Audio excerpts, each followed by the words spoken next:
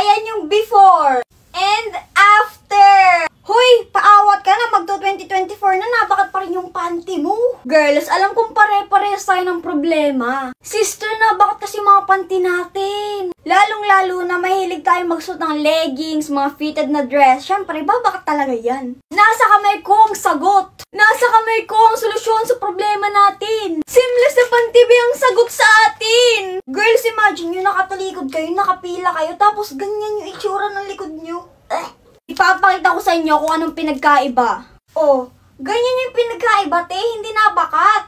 Baka magulat ka, 6 pieces, 200 pesos lang. Hindi porket mura, pangit yung quality. Kita nyo ba yan? Sobrang stretchable niyan, oh. Oh, ganun pa. Kahit i-stretch, i-dog show pa natin yan. Oh, hindi yan masisira kasi maganda nga quality nito kahit 200 pesos lang. Mga girlies ko dyan, alam niyo na kung saan mabibili to. Nasa yellow basket ko lang to. As a girl, sinasabihan ko lang kayo. Para pare-pare